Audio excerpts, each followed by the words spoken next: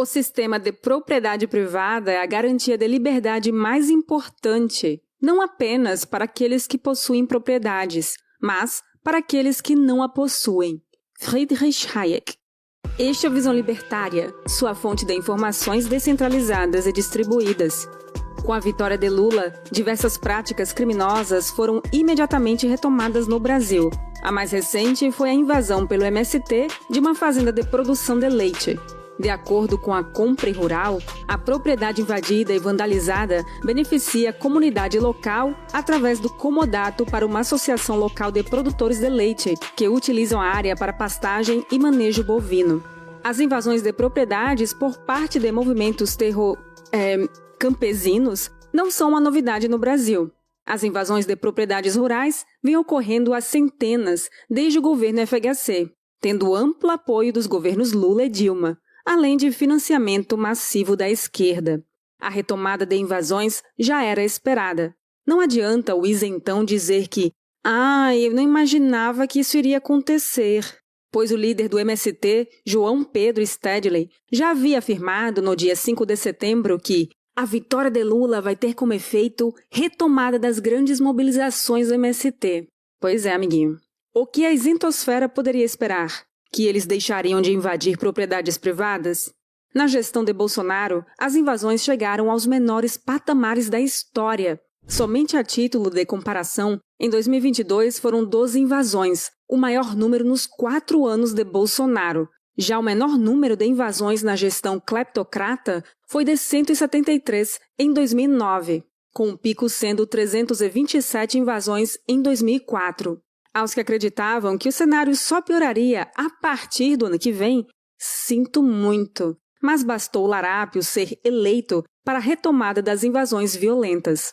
O exemplo citado no início do vídeo não afetou um grande latifundiário ou um grande produtor, mas sim uma associação de produtores de leite que, mediante comodato, utilizava o imóvel para pastagem e manejo do gado. Em regra, a produção leiteira é feita de forma bastante descentralizada, pois exige uma série de cuidados que são difíceis de ser controlados em operações de grande escala.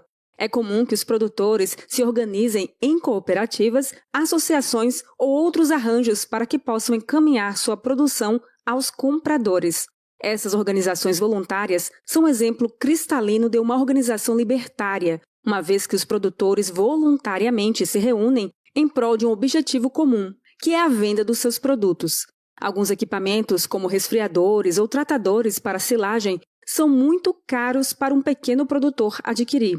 Então, eles se reúnem para adquirir em conjunto e, assim, trabalhar de forma mais eficiente.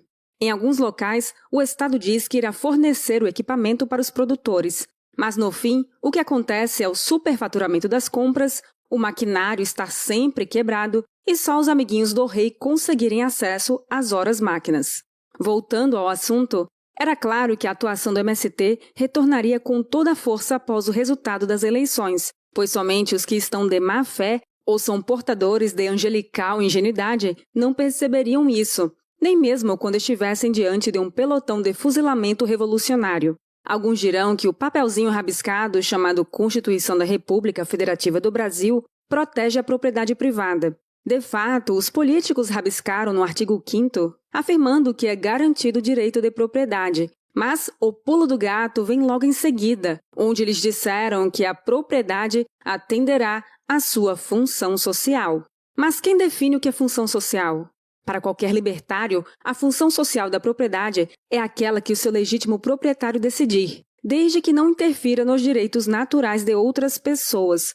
No caso do Brasil, quem decidirá o que é a função social da propriedade?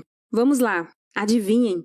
Dou-lhe uma, dou-lhe duas. Isso mesmo, serão almofadinhas do Estado no alto de sua torre de marfim, sentado confortável em uma boa cadeira, com ar-condicionado e, claro, tudo pago com o dinheiro extorquido do contribuinte. Não obstante o que a Constituição diz, Lula deixou outra herança maldita, o Programa Nacional de Direitos Humanos 3.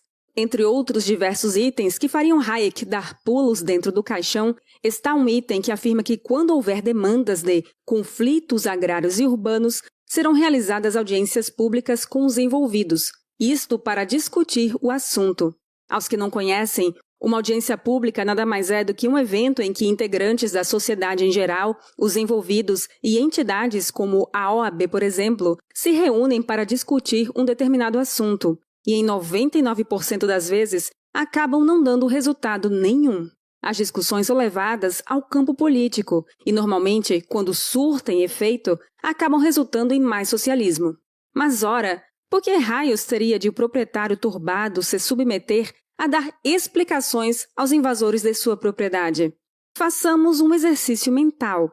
Imagine que você comprou um sítio e, então, um determinado grupo invade sua propriedade, alegando que não estava sendo cumprida a sua função social. Você não poderia pedir a imediata reintegração de posse, mas será convocado, isso se for, a comparecer em uma audiência pública. Parece um absurdo, não é? E é. Mas desgraça pouca é bobagem, pois isso já foi instituído através de uma canetada judicial. O Supremo-Ministro Luiz Roberto Barroso determinou que os tribunais criem comissões para mediar desocupações coletivas antes da decisão judicial. Essa decisão foi tomada na ADPF 828, em que o ministro suspendeu, em junho de 2021, ordens de remoção e despejos de áreas coletivas habitadas antes da peste de 2020, pois poderia prejudicar famílias vulneráveis. Vejam bem, aqui não estamos dizendo que as pessoas não possam buscar uma moradia digna, mas sim que a instituição de medidas que visem combater a insegurança habitacional violando a propriedade privada alheia, são inadmissíveis. O próprio Estado possui vastas terras que são de sua propriedade e que poderiam ser destinadas para essas pessoas. O Estado de Rondônia foi construído basicamente dessa forma. Mas não, os socialistas, encastelados em Torres de Marfim, querem que aqueles que adquiriram suas propriedades as entreguem para outras pessoas e que, ainda por cima, lhes corte o direito de cessar a turbação rapidamente mediante o pedido de reintegração de posse. Vejam bem, os arranjos voluntários para a busca de interesses em comum são uma das formas mais eficientes para a geração de riquezas ou mesmo para viver. Outra filosofia que emprega esse tipo de arranjo é o pensamento distributivista, afirmando que o processo de produção de riquezas depende de 3 fatores, sendo eles terra, trabalho e capital. As associações de pequenos produtores também podem ser vistas por esse prisma, uma vez que reúnem pessoas de forma voluntária em prol de uma atividade econômica em comum. A Guilda de São José e São Domingos estabeleceu uma comunidade em Ditchling, Inglaterra, em 1920, onde desenvolviam suas atividades recriando uma espécie de arranjo do período medieval. Muito embora o distributivismo não seja uma corrente libertária e se choque com diversos pontos da escola austríaca, o arranjo feito pelos membros da guilda pode ser visto como libertário, uma vez que aquele grupo de pessoas decidiu organizar um local onde eles viviam e trabalhavam. Exercendo seus ofícios, negociando, cada família permaneceu independente, tendo sua própria casa, e os artesãos se ajudavam em trabalhos comuns. Isso difere totalmente do modus operandi utilizado pelo MST, que invade propriedades muitas vezes produtivas e causa enormes prejuízos aos produtores. As pessoas do Sul, Centro-Oeste e Sudeste não conhecem, mas há outro grupo que atua no Brasil, a Liga dos Camponeses Pobres. Esse é um movimento ainda mais radical que o MST, que possui ligações com as Farc e o Sendero Luminoso, praticando barbaridades por onde atuam e já matando muitos policiais em confrontos em emboscadas. Esses movimentos revolucionários não buscam nada mais do que a implantação do socialismo através do terror no campo, uma estratégia que já usam há décadas. Com o rearmamento das pessoas do campo nos últimos anos, as invasões ficaram muito difíceis de terem êxito. É por isso que há um interesse tão grande em desarmar novamente a população, pois facilitaria que invasores façam seu serviço sem qualquer resistência. Meus caros, não sabemos o futuro que nos aguarda, mas certamente não serão céus de brigadeiro, e sim grandes tempestades. Nessa altura, o que nos resta é a preparação e o agorismo, ao menos até que se veja uma melhora no horizonte. Obrigada por sua audiência! Este artigo foi sugerido por Emo Bombado, escrito por Capitão Caverna, revisado por Donda e narrado por Baby Yoda. Se você deseja acompanhar nosso conteúdo, inscreva-se no canal e clique no ícone de campainha. Até a próxima!